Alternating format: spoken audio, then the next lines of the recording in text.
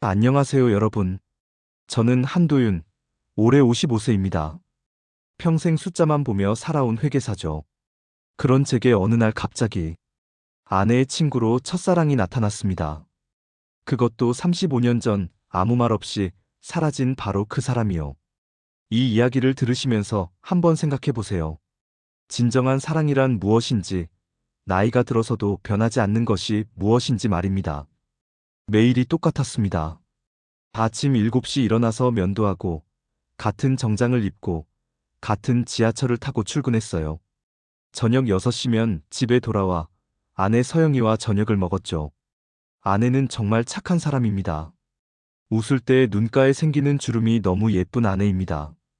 25년을 함께 살면서 한 번도 큰 소리 낸 적이 없었어요. 그런 평범하고 안정된 삶이었습니다. 그날 아침도 평소와 같았어요. 된장국에서 김이 모락모락 나고 있었죠.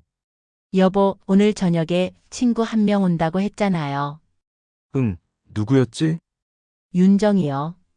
고등학교 동창 제일 친한 친구. 그때만 해도 대수롭지 않게 생각했어요. 아내 친구 한 명 오는 게 뭐 그리 특별할까 싶었거든요. 하지만 그 이름 윤정이 제 심장을 멈추게 할 줄은 꿈에도 몰랐습니다. 회사에서도 평소와 다름없이 일했어요.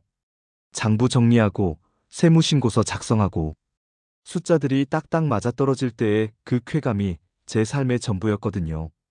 동료가 말했습니다. 도윤 씨, 오늘 일찍 가세요.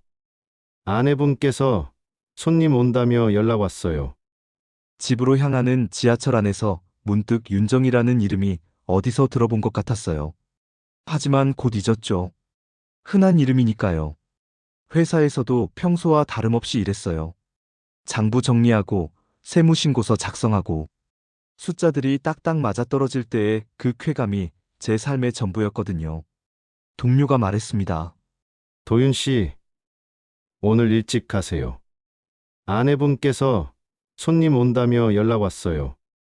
집으로 향하는 지하철 안에서 문득 윤정이라는 이름이 어디서 들어본 것 같았어요. 하지만 곧 잊었죠. 흔한 이름이니까요. 회사에서도 평소와 다름없이 일했어요. 장부 정리하고 세무신고서 작성하고 숫자들이 딱딱 맞아떨어질 때의 그 쾌감이 제 삶의 전부였거든요. 동료가 말했습니다. 도윤 씨, 오늘 일찍 가세요. 아내분께서 손님 온다며 연락 왔어요. 집으로 향하는 지하철 안에서 문득 윤정이라는 이름이 어디서 들어본 것 같았어요. 하지만 곧 잊었죠.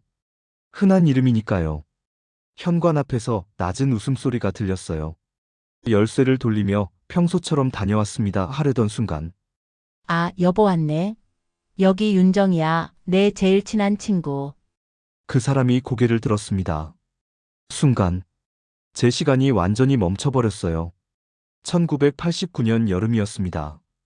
저는 20살 대학교 2학년이었어요. 첫 만남은 도서관이었죠. 철학책을 읽고 있는 그녀에게 말을 걸었습니다. 어려운 책 읽고 계시네요. 그녀가 웃으며 답했어요. 어려워야 재미있죠. 6개월간의 짧은 만남이었지만 제게는 인생에서 가장 빛나는 시간이었어요.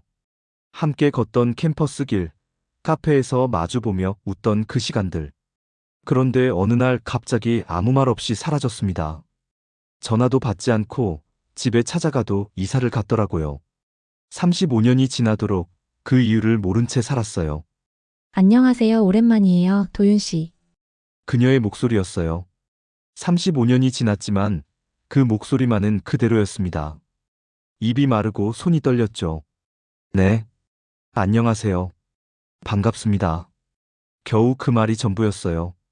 서영이는 우리 사이의 어색한 공기를 전혀 눈치채지 못했습니다.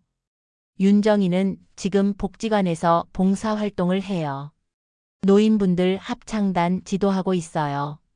그날 저녁이 얼마나 길었는지 매 순간이 영원처럼 느껴졌어요. 서영이가 말했습니다. 윤정이는 정말 대단한 친구예요. 혼자 엄마 병간호하면서 일도 하고. 그런 건 아니에요. 그냥 할 수 있는 일을 하는 거죠.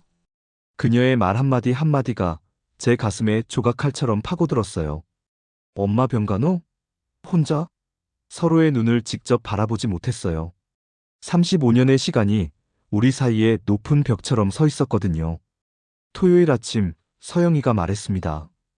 여보, 오늘 복지관 같이 가요. 윤정이가 자원봉사자 구한다고 했어요. 사실 가기 싫었어요. 하지만 거절할 이유도 없었죠. 복지관에 들어서니 놀랐어요. 어르신들의 웃음소리가 가득했거든요. 오늘 새로운 분들이 오셨네요. 김할머니가 반겨주셨어요. 윤정이가 피아노 앞에 앉았습니다. 손끝이 건반을 누르는 순간 자, 이제 얼굴을 불러볼까요? 어르신들이 합창하기 시작했어요. 사람은 누구나 얼굴 하나쯤은 가지고 있다. 그 순간 제 눈에 눈물이 고였어요. 35년 전 그녀가 제게 불러주던 그 노래였거든요. 똑같은 노래, 똑같은 목소리. 시간이 멈춘 것 같았어요. 서영이가 관장님과 상담실에 들어간 사이 처음으로 둘만 남게 되었어요. 도윤아, 35년 만에 처음으로 편하게 부르는 이름이었어요. 미안해. 그때 정말 미안했어. 사과하려고 했어. 오랜 시간 말을 못했어. 왜 그랬는데? 왜 그때 아무 말도 없이? 사정이 있었어. 어쩔 수 없었어. 더 묻고 싶었지만 묻지 않았어요. 35년이라는 시간이 너무 길었거든요. 서영이가 나타났습니다.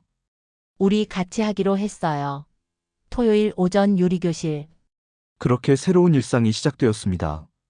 매주 토요일 복지관에서 만나는 세 사람. 첫 번째 요리교실 준비로 시장에 갔어요. 콩나물, 두부, 미역. 건강한 재료들을 골랐죠. 윤정이가 조용히 제 옆에서 말했어요. 고마워. 이런 일에 함께 해줘서. 당연한 거지. 좋은 일인데. 요리교실에서 어르신들의 얼굴에 웃음이 번졌어요. 그 모습을 보니 가슴이 따뜻해졌죠. 우리 같은 늙은이들 신경 써주셔서 고맙습니다. 정할아버지가 말씀하셨어요. 아니에요. 저희가 더 많이 배워요. 정말 그랬어요. 어르신들의 지혜와 경험, 그리고 삶에 대한 긍정적인 태도를 배웠거든요. 요리교실이 끝나면 합창단 연습이 이어졌어요.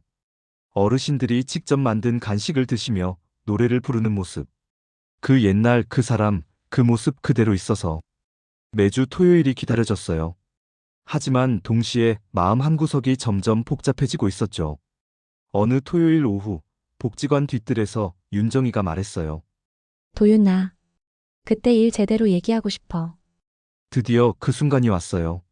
35년간 궁금했던 그 이유를. 1989년 9월이었어. 엄마가 갑자기 쓰러졌어. 뇌출혈이었다고 했어요. 큰 수술이 필요했고 병원비가 엄청났대요. 아버지는 일찍 돌아가셨고 형제도 없어서 온전히 그녀의 책임이었다고. 너한테 말하고 싶었어. 정말로. 하지만 너까지 힘들게 하고 싶지 않았어. 그때서야 알았어요. 왜 갑자기 연락이 끊겼는지. 돈을 빌렸어. 사채업자한테. 이자가 눈덩이처럼 불어났어. 결국 서울을 떠날 수밖에 없었어. 야반도주 하듯이. 부산 근처 작은 마을로 갔다고 했어요. 공장에서 일하고 식당에서도 일했대요. 때로는 밤새 일하기도 했다고. 엄마는 다행히 회복하셨어. 하지만 후유증이 남으셔서 10년간 간병을 해야 했어. 그동안 혼자서다? 응. 그때는 그게 당연하다고 생각했어. 딸의 도리라고. 제 가슴이 먹먹해졌어요. 35년간 원망했던 제 자신이 부끄러웠죠. 그럼 결혼은? 할 수가 없었어. 빚도 있었고 엄마 간병도 해야 했고. 5년 전에 엄마가 돌아가셨어. 빚은 작년에 다 갚았고. 55세가 되어서야 자유로워진 그녀. 제 원망이 얼마나 이기적이었는지 깨달았어요. 미안해, 윤정아, 그것도 모르고. 괜찮아. 이제 말할 수 있어서 다행이야. 그때 복지관 문이 열렸어요. 서영이가 환하게 웃으며 나왔죠. 무슨 얘기해요? 표정이 다 굳었네요. 옛날 얘기 좀 했어요. 옛날 얘기가 뭐가 그리 심각해요? 서영이는 정말 아무것도 모르고 있었어요. 아니면 모른 척하고 있는 건가요? 어느 월요일 복지관 관장님이 말했어요. 여러분, 좋은 소식이 있어요. 익명의 후원자가 나타났어요. 갑자기 나타난 후원자였어요. 고장난 오븐도 교체해주고 합창단 악보도 새로 사주고 서영이가 기뻐했어요. 정말 천사 같은 분이네요. 그런데 윤정이의 표정이 어두웠어요. 며칠 후 복지관 관장실에서 양복 입은 남자가 말했어요. 후원을 계속하려면 몇 가지 조건이 있습니다. 브랜드 홍보 촬영입니다. 어르신들 모습을 좀 담아야 해요. 뭔가 이상했어요. 단순한 후원이 아닌 것 같았거든요. 촬영은 조금 부담스럽네요. 윤정이가 말했어요. 아, 윤정 씨. 오랜만이네요. 양복 남자가 말했죠. 그 순간 윤정이의 얼굴이 하얗게 질렸어요. 복지관 뒤뜰에서 윤정이가 고백했어요. 도윤아, 그 사람 예전에 나한테 돈을 빌려준 사람이야. 사채업자는 아니고 그에 관련된 회사 사람이야. 엄마 병원비 때문에 얽혔던. 소름이 돋았어요. 우연이 아니었던 거죠. 내가 여기서 봉사하는 걸 알고 온 거야. 복지관을 후원한다는 명목으로. 광고 모델이야.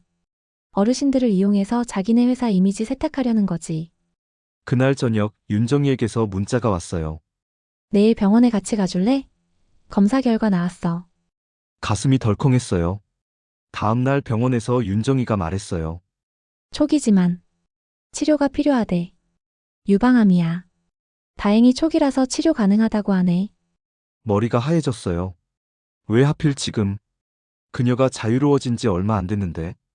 무서워, 솔직히 너무 무서워. 근데 이상해, 내 앞에서는 덜 무서워. 그날 밤 더 이상 숨길 수 없었어요.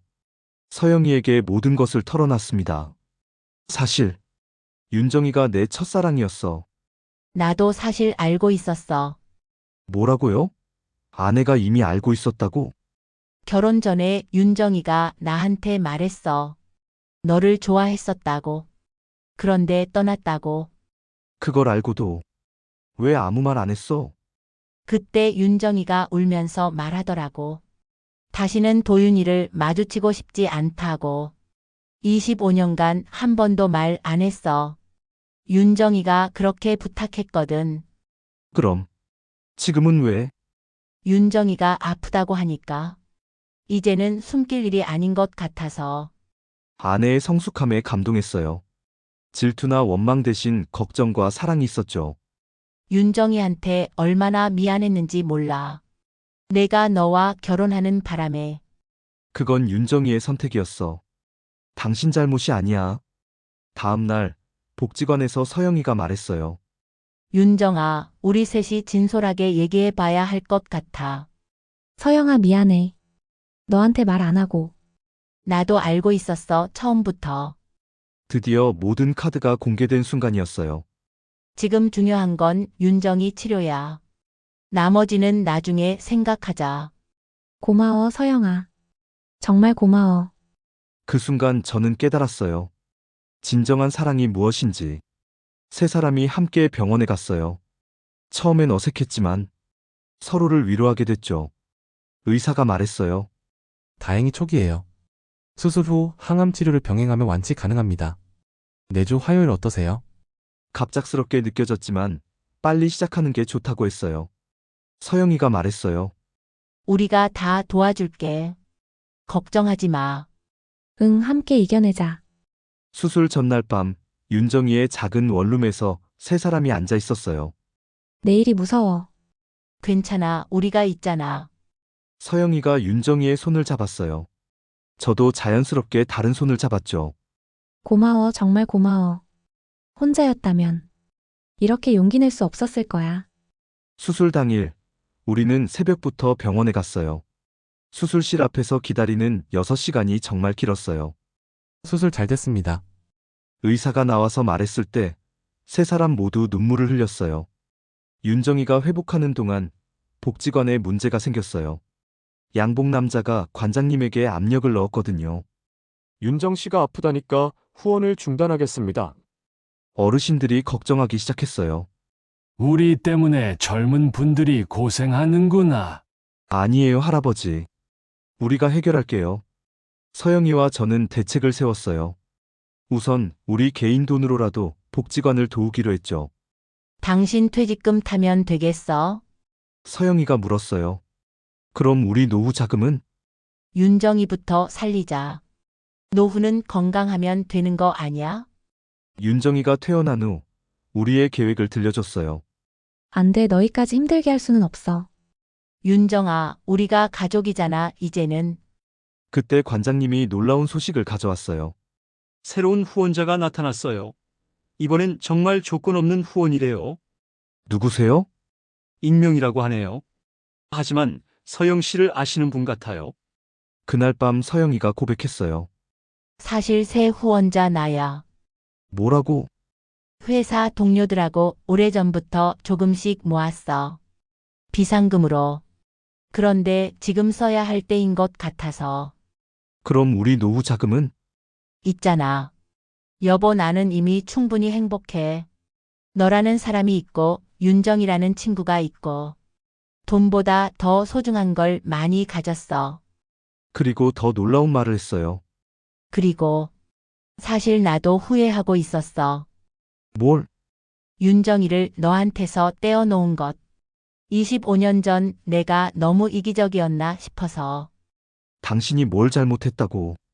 윤정이가 먼저 포기한 거 맞아. 하지만 나도 너무 쉽게 받아들였어. 친구를 위해서라면 양보할 수도 있었을 텐데. 그때 깨달았어요. 우리 세 사람 모두 25년간 각자의 방식으로 후회하며 살았다는 것을. 윤정이의 치료가 순조롭게 진행됐어요. 머리카락이 빠지고 몸이 힘들 때도 있었지만 우리가 번갈아가며 돌봤어요. 복지관도 새 단장을 했어요. 새 오븐으로 어르신들이 직접 빵을 구우시고 합창단도 더 큰 무대에서 공연할 수 있게 됐죠. 어느 토요일 어르신들이 저희에게 말씀하셨어요. 젊은 친구들, 고마워. 우리 같은 늙은이들 돌봐줘서. 아니에요. 저희가 더 많이 배워요. 정말 그랬어요. 삶의 지혜, 서로를 배려하는 마음, 어려움 속에서도 웃음을 잃지 않는 법. 김할머니가 말씀하셨어요. 너희 셋 보면 참 신기해. 어떤 관계야? 잠시 머뭇거렸는데 윤정이가 먼저 말했어요. 가족이에요. 조금 특별한 가족. 맞아요. 우리는 가족이었어요. 혈연도 아니고 전통적인 가족 형태도 아니지만 서로를 아끼고 지켜주는 진짜 가족. 윤정이의 치료가 마무리될 무렵 시에서 주최하는 시니어 합창대회 소식이 왔어요. 우리도 나가볼까요? 윤정이가 어르신들께 물었어요. 우리가 무슨, 하시던 분들이 점점 관심을 보이더라고요. 준비 기간이 한 달밖에 없었지만 모두가 열심히 연습했어요. 선곡은 얼굴로 정했죠. 대회 당일 무대에 오른 어르신들의 모습이 정말 멋있었어요. 사람은 누구나 얼굴 하나쯤은 가지고 있다. 객석에서 듣고 있는데 눈물이 주르륵 흘렀어요. 서영이도 윤정이도 울고 있더라고요. 결과는 금상이었어요. 어르신들이 얼마나 기뻐하셨는지. 시상식에서 윤정이가 대표로 소감을 말했어요. 이 상은 저희만의 것이 아닙니다. 함께 해준 모든 분들, 그리고 저에게 두 번째 인생을 선물해준 특별한 가족들과 함께 나누고 싶어요. 합창대회가 끝나고 우리는 중요한 결정을 했어요. 윤정이는 여전히 작은 원룸에서 혼자 살고 있었거든요. 치료비 때문에 더 나은 곳으로 이사할 여력이 없었고요. 우리 집으로 와. 서영이가 먼저 말했어요. 그럼 안 되지. 왜 안 돼? 방도 하나 남았는데. 사실 저도 같은 생각이었어요. 그동안 함께 지내면서 정말 가족처럼 느껴졌거든요. 정말 괜찮아? 불편하지 않을까? 윤정아, 우리가 언제부터 그런 사이였어? 서영이가 웃으며 말했어요. 그렇게 우리는 한 집에서 살게 되었어요. 처음에는 정말 어색했습니다. 아침에 일어나서 화장실 순서를 정하고 저녁 준비를 누가 할지 상의하고. 하지만 며칠 지나니 자연스러워졌어요. 윤정이는 아침 일찍 일어나서 우리 부부보다 먼저 아침을 준비해놨어요.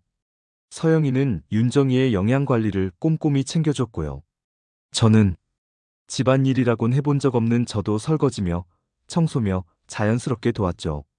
이상하다. 이렇게 사니까 오히려 더 편해. 서영이가 말했어요. 정말 그랬어요. 혼자였으면 힘들었을 일들도 셋이 나누니까 오히려 가벼워졌어요.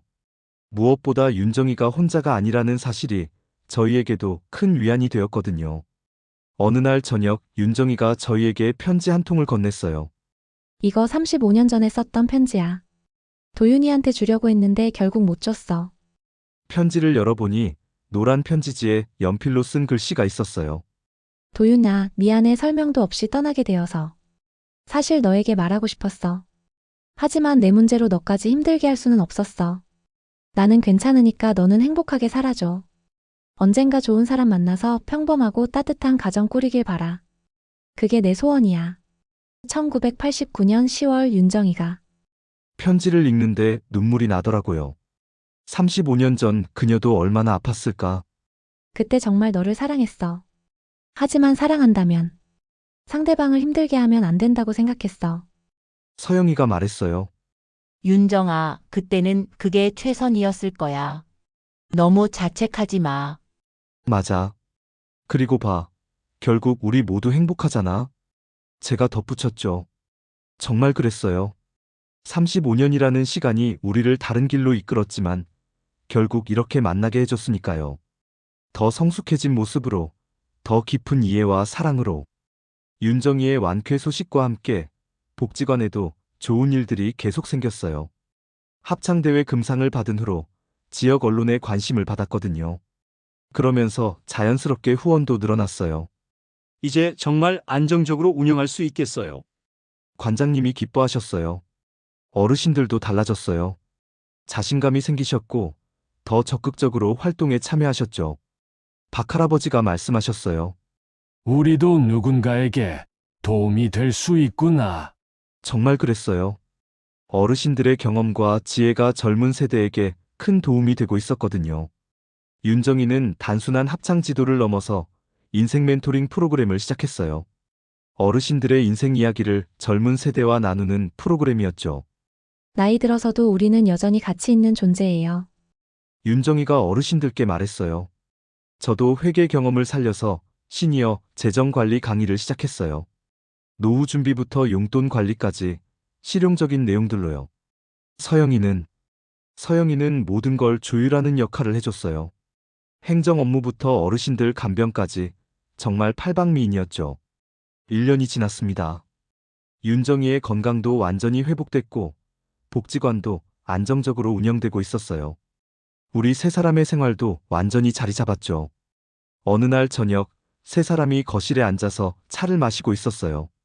이상하다. 처음에는 어색할 줄 알았는데. 윤정이가 말했어요. 나도 그랬어. 근데 지금은 이게 원래 우리 모습이었던 것 같아. 서영이가 대답했죠. 저도 그런 기분이었어요. 마치 원래부터 이렇게 살았던 것처럼 자연스러웠거든요. 도윤아, 너는 후회 안 해? 윤정이가 물었어요. 뭘? 35년 전 만약 내가 떠나지 않았다면? 잠시 생각했어요. 정말 후회하는지. 아니, 전혀 후회 안 해. 그때 우리가 만났다면 지금의 서영이도 지금의 우리도 없었을 거야. 서영이가 웃으며 말했어요. 맞아. 그리고 우리가 겪은 모든 일들이 지금 이 순간을 만들어준 거잖아. 그때 깨달았어요. 사랑에는 여러 가지 형태가 있다는 것을. 젊은 시절에 뜨거운 사랑도 있고 성숙한 나이에 깊은 이해와 배려도 있다는 것을. 우리 정말 특별한 가족이지? 윤정이가 말했어요. 응, 세상에서 가장 특별한 가족. 여러분, 제 이야기는 여기까지입니다. 55세에 시작된 이 이야기가 지금은 제 인생에서 가장 소중한 기억이 되었어요. 때로는 인생이 우리를 이상한 곳으로 데려가기도 해요. 예상하지 못한 만남, 뜻밖의 시련, 그리고 예상치 못한 행복까지. 하지만 저는 깨달았어요. 나이가 들어도 우리는 여전히 성장할 수 있다는 것을. 새로운 사랑을, 새로운 관계를, 새로운 행복을 만들어갈 수 있다는 것을요. 진정한 사랑이란 독점하는 것이 아니라 함께 나누는 것이더라고요. 질투하는 것이 아니라 서로를 지켜주는 것이고요. 여러분도 지금이 너무 늦었다고 생각하지 마세요. 인생에서 너무 늦었다는 말은 없거든요. 언제든 새로운 시작이 가능해요. 여러분의 인생에도 아름다운 이야기가 기다리고 있을 거예요. 이 영상이 도움이 되셨다면 구독과 좋아요 부탁드려요. 그리고 여러분의 특별한 이야기도 댓글로 들려주세요.